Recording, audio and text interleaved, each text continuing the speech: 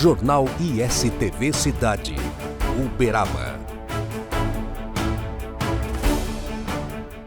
Estamos de volta com o ISTV Cidade, noticiário da família uberabense, hoje recebendo aqui a visita novamente desse ilustre companheiro, grande jornalista, colunista, um homem de TV, um homem de turismo, que hoje, Roberto Marques, muito obrigado, em primeiro lugar. Imagina.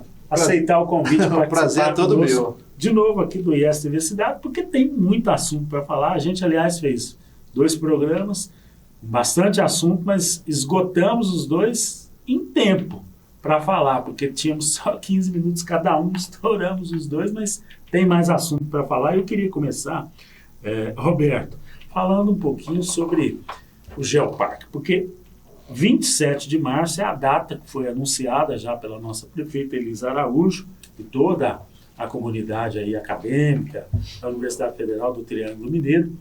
Nós estamos prevendo o anúncio da Unesco com a chancela definitiva do Geoparque Terra de Gigantes para Uberaba, um selo mundial que vai colocar Uberaba na rota mundial do turismo, da ciência, dos estudos científicos a respeito de várias questões da chamada geodiversidade. Aí não é só dinossauro, a formação geológica de Uberaba, esse nosso solo, clima, relevo, enfim, vários e vários temas.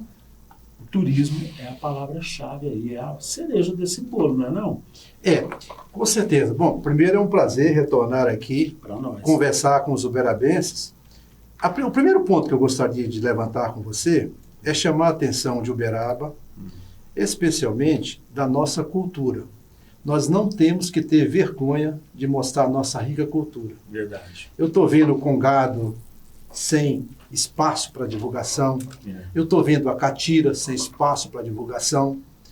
Eu estou vendo tantos e tantos eventos culturais, porque essa região aqui é um celeiro. Verdade. E quero aqui até cumprimentar um baluarte desta cultura regional, que é o empresário Gilberto Rezende. É um ser isolado. Ele não tem apoio institucional e nem política pública suficiente para alavancar esses segmentos tão importantes. A cultura é a base de uma população e de uma civilização. Para saber o que somos hoje e o que queremos ser amanhã, precisamos recorrer à cultura e olhar o nosso passado. Verdade. E o nosso passado está na cultura. Esse é o primeiro ponto que eu quero chamar a atenção das autoridades, da classe política e empresarial do Triângulo Mineiro. Não deixem morrer esta rica cultura do Triângulo Mineiro. É muito bom ver um palco com shows, com bandas pop, falando, expressando ali hip hop, música pop. É maravilhoso para a juventude se divertir. Não esqueçamos que nós temos raízes. O pop existe hoje porque teve uma raiz lá atrás. Então fica um sinal de alerta. Com relação ao Geoparque, é uma alegria imensa a gente poder comemorar, a partir do mês de março, esta concessão e a homologação de um Geoparque brasileiro a partir do Triângulo Mineiro, especialmente o nosso distrito de Peirópolis, onde está o pilar mestre deste projeto. Ele se baseia em Peirópolis, Chico Xavier e Zebu. O Chico Xavier, dentro do contexto dos 3 pilares que vai balizar esta chancela da Unesco, ele vai ser o produto que vai ser mais trabalhado, porque lá atrás, logo após a morte do Chico, não se capacitou pessoas para fazerem turismo religioso em Uberaba. Então o turismo morreu a partir dali. Foi uma pena, mas nunca é tarde para recomeçar. Precisa retomar, capacitar pessoas para explorarem o turismo religioso. Aconselho que vão até Aparecida e fazer curso com os padres, eles levam milhões e milhões de pessoas a Aparecida do Norte, eles têm capacitação já pronta e não custa mandar pessoas de Uberaba para lá para se capacitar, para atrair o turismo religioso para cá. Segundo, essa comemoração ela vai ter sucesso a partir de março. Só que ela não pode ser um voo de galinha. Vai voar 3 metros e a galinha vai bater o papo no chão. Não é bem assim. É preciso desenvolver o turismo regional, que será o sustentáculo deste projeto seguir à frente. Inclusive, esse é um tema que você trouxe na última entrevista que você fez conosco aqui, e a gente já sinalizou que você estava disposto a conversar com a esfera política aqui em Uberaba, algumas lideranças. Isso avançou? Teve alguma conversa, teve alguma indicação, teve algum caminho que você possa nos dizer agora que está aí enfronhado no meio das nossas lideranças para avançar, Roberto? Vamos lá. A primeira liderança, uma das pessoas que eu converso muito a esse respeito há mais de 20 anos, que é o Luiz Carlos, que é o idealizador desse projeto. Luiz Carlos Borges Ribeiro. Luiz Carlos Borges. É uma pessoa apaixonada pela paleontologia, ele é muito dedicado aos estudos da paleontologia. Aprendi muito e continuo aprendendo muito com ele. Eu tenho 2 pessoas de referência nesse setor, que é o Luiz Carlos e um professor da USP lá em São Paulo, que quando eu preciso ter algumas matérias com relação a esse segmento, são as minhas duas fontes em que eu tomo a minha água, uma água bem purificada, é com essas 2 fontes. Então, o Luiz Carlos me convidou recentemente para que eu fizesse uma palestra para o comitê que engloba o Poder Executivo, sim, a universidade, e tem lá agora uma associação, porque a Unesco, para poder conceder essa homologação, ela não pode conceder nem para a prefeitura, nem para a universidade. Teve que abrir uma associação para que... Isso. Então, essa parte institucional já está preparada. Então, eu espero que em breve, o Luiz Carlos já soltou isso dentro do grupo, estou aguardando o convite para sentar e poder contribuir, estou disposto a contribuir para tentar ajudar um pouco o desenvolvimento do turismo, que tem um potencial enorme na região. O problema é que a operação é que não está bem feita e precisa ter capacitação para se operar. Só para resumir, assim, para você ter ideia, como é que o turismo regional vai se desenvolver se nós não temos em Uberaba sequer uma agência de turismo receptiva? Nós só temos agência de turismo emissiva. É muito difícil se criar uma agência dessa, Roberto, com um âmbito assim regional, com braços aqui na nossa região? Ele não tem nenhuma dificuldade. É capacitação. É vontade política. Não tem vontade política. É capacitação. Quem opera isso não é a parte política. Preparada. Quem opera é a iniciativa privada. Então, um grande engano quando o poder público se mete em operar turismo, dá efeito negativo. 100% da cadeia produtiva, a cadeia produtiva é muito extensa. Os estudos do turismo mundial davam conta de que 53 segmentos da economia criativa mundial era a base do turismo, da indústria, nós chamamos de indústria de viagens e turismo. O ano passado, eu fui a um evento na Fundação Getúlio Vargas, em São Paulo, e uma professora fez uma pesquisa a partir da fundação, e ela, então, traz nesse livro um texto muito importante das pesquisas. O turismo já atinge quase 400 segmentos.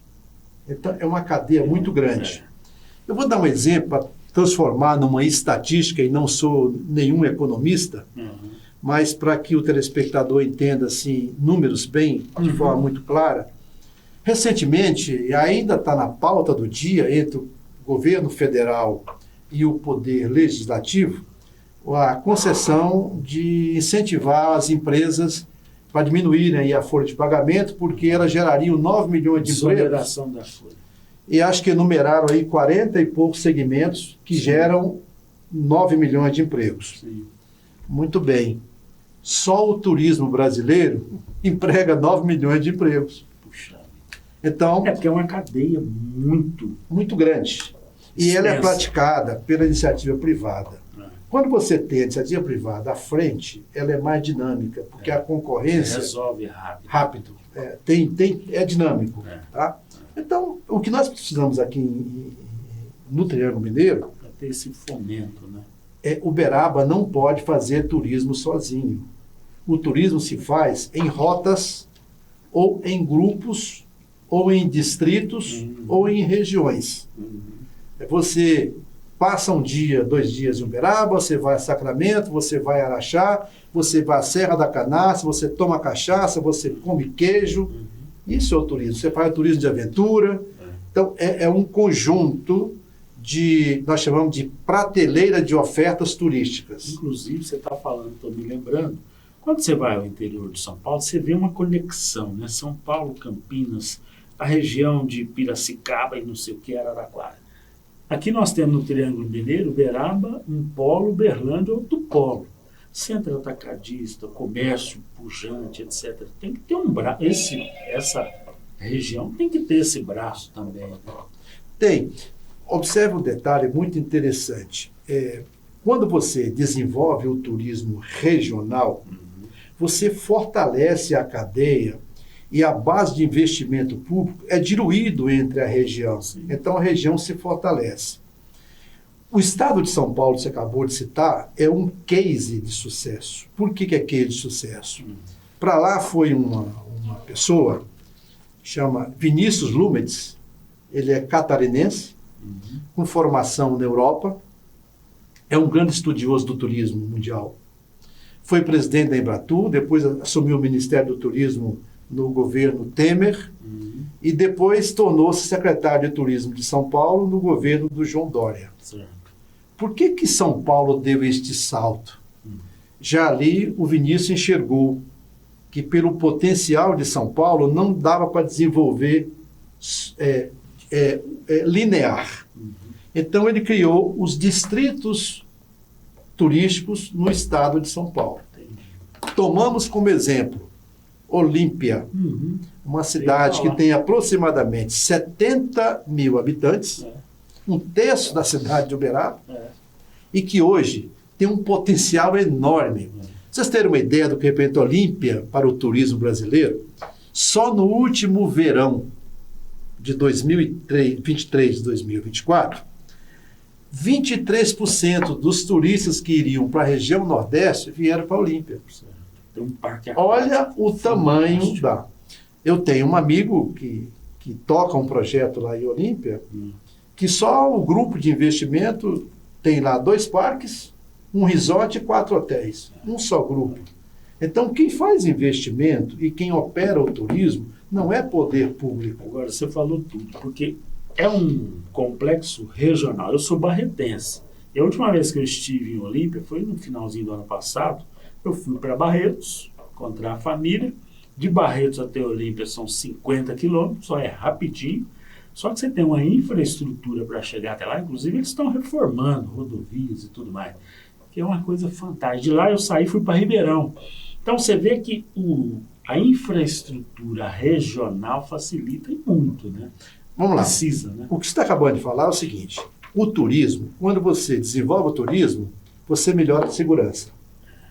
Porque não se faz, porque o turismo é uma pasta transversal. Ela não caminha sozinha. Ela depende de outros segmentos para que ela alavanque o seu desenvolvimento sustentável. Então, ela tem que estar ligada ao meio ambiente, à infraestrutura, à segurança. Tá. Aí, como é que você vai para a Olímpia se a estrada estiver boa? Você precisa de segurança. E aí o que acontece? Quando o turismo se desenvolve numa cidade, numa região, num estado ou num país, quem é privilegiado disso tudo é a população. O turismo só é bom para o turista se for bom para o local. Isso. Para quem está ali, né, no dia a dia. A gastronomia que o local come é a mesma gastronomia que o turista come. O hotel que se hospeda está na sua localidade.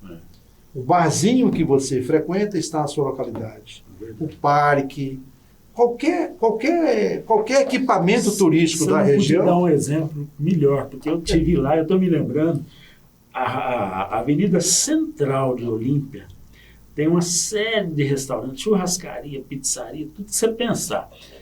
E movimentada. Para atender o quê? O local e o turismo. Todo mundo. Então, o almoço do camarada que está trabalhando ali no centro, nessa avenida é fantástico. Eu fui para lá, passeei, um dia de semana comum, servindo todo mundo.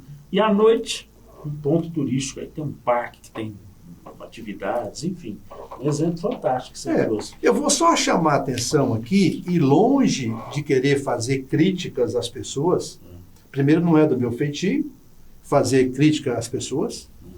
A gente é ser humano, comete erros, todos nós cometemos erros. Verdade. É o seguinte, eu quero só chamar a atenção de uma coisa de Uberaba. Uberaba precisa sair da caixinha. Deixar de fazer politiquinha miúda, aquelas miudinhas que não saem da roda. E começar a abrir o leque, porque Uberaba está ficando para trás. Nós estamos sem representatividade política, estadual, federal. Nós estamos sem liderança política e passamos a fazer a política miúda. Uberaba, não façam isso. Uberabenses, vocês que são da área política, empresários que tocam essa cidade, vocês precisam se unir em torno de política pública para desenvolver essa cidade. Esta cidade está num processo, desculpem o termo, mas é um rabo de cavalo. Cresce para trás e para baixo. É só você puxar as estatísticas e verificar que Uberaba deveria estar bem à frente. Primeiro, pelo potencial, pela qualidade da população que tem, pelo nível cultural que essa cidade tem, pelo polo educacional que essa cidade tem, não poderia estar se tornando-se uma cidade pequena. Prestem bem atenção. Nós temos um aeroporto físico sem movimento. Qual empresa quer vir operar em Uberaba quando puxa a estatística de quantos passageiros por ano embarcou ou desembarcou no aeroporto de Uberaba? Os aviões que pousam nos aeroportos do mundo inteiro não pertencem às companhias aéreas. São leasing, alugado de grupos de investidores. Você tem que pegar esses aviões, pagar o aluguel, pagar a tripulação, pagar o custo operacional e ter lucro para os seus investidores. Você vai levar o seu avião para o aeroporto que tem muito passageiro ou o aeroporto que tem pouco passageiro? Vai levar aonde tem muito passageiro. Então, a ENA acaba de assumir o aeroporto de Uberaba. Vai fazer investimento aqui? Não vai fazer investimento. A não ser que o poder público una-se à ENA, que é uma empresa espanhola que está administrando o aeroporto de Uberaba, e faça um projeto para regionalizar o aeroporto de Uberaba. Num primeiro momento, eu daria a seguinte sugestão. Como alavancar o aeroporto? Subsidiar passageiros de Sacramento, passageiros de Araxá, passageiros de outras cidades que estão aqui no entorno da cidade, para virem usar o aeroporto de Uberaba. Como é que o aeroporto de Uberlândia hoje está muito avançado? Porque é um aeroporto regional. Se você ficar na porta do embarque do aeroporto de Uberlândia e fizer uma pesquisa de onde você é, a maioria será da região e não de Uberlândia. Por quê? Lá se teve a visão de regionalizar o aeroporto para atrair mais companhias aéreas. E nós estamos batendo lata aqui na mesma... Corre atrás da Azul, corre atrás da Gol. Aí vem na alta temporada, bota um voo, tira o voo. Bota o voo, tira o voo. Isso não funciona. Eu estou cobrando das autoridades, cobrando do poder público, cobrando... A Câmara Municipal tem um papel fundamental nisso. Olha aqui a sugestão para a Câmara. Abrir um debate público sobre isso. Como desenvolver o turismo regional. Desculpa te interromper, Roberto, mas eu perdi aqui o time, o nosso tempo acabou. Então, eu vou dizer o seguinte. Temos muito para conversar ainda. Podemos fazer mais uma? Então, a gente fecha esse daqui e começa uma segunda rodada de conversa. ISTV Cidade, o noticiário da família uberabense. Estamos apresentando Jornal ISTV Cidade, Uberaba.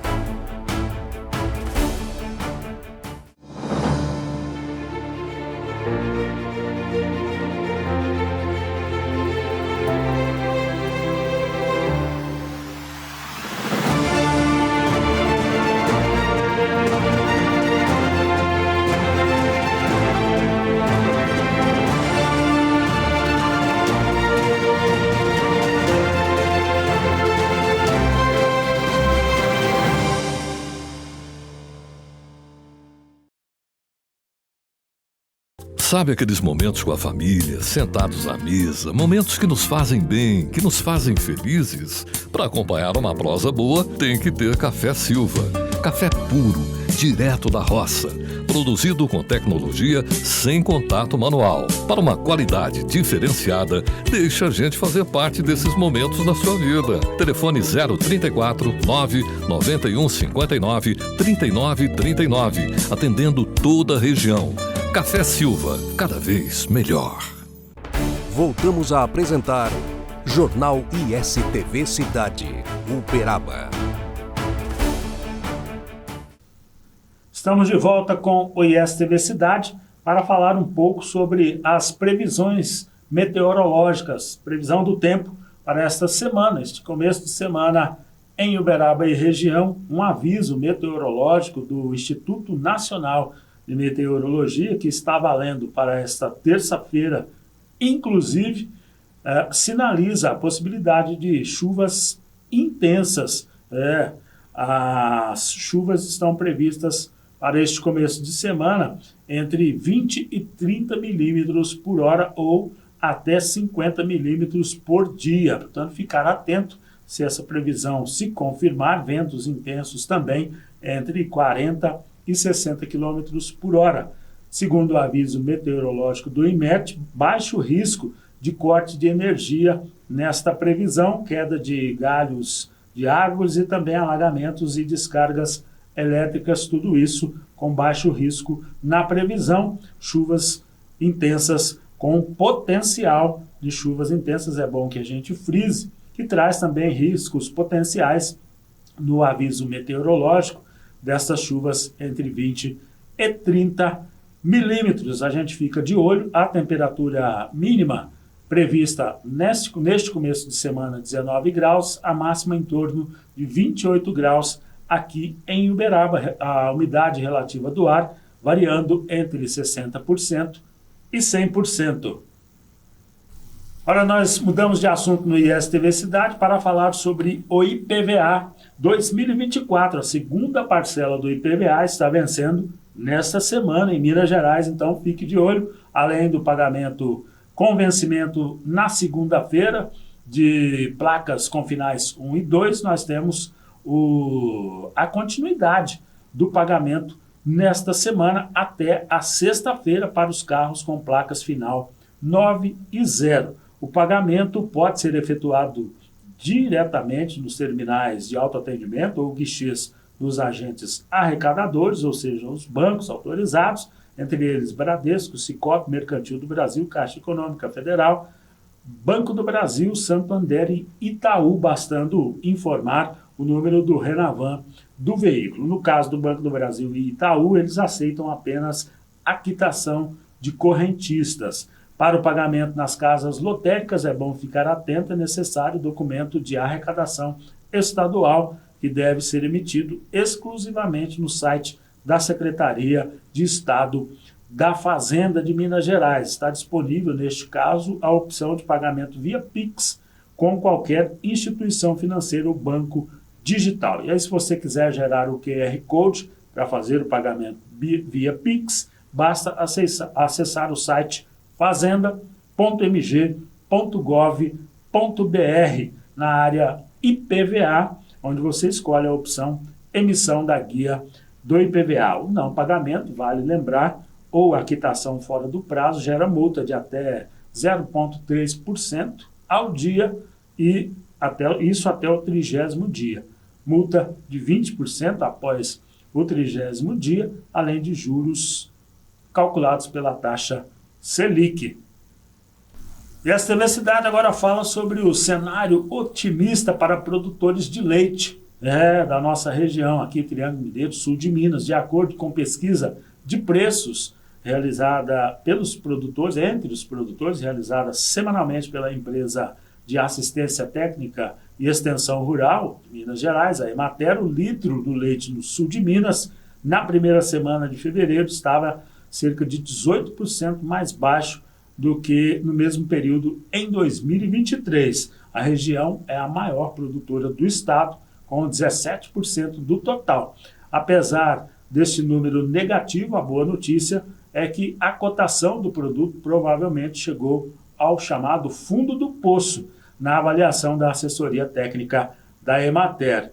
Outro fator que justifica o cenário positivo para a cadeia do leite é a redução no ritmo de alta dos custos de produção, iniciada ainda no ano passado.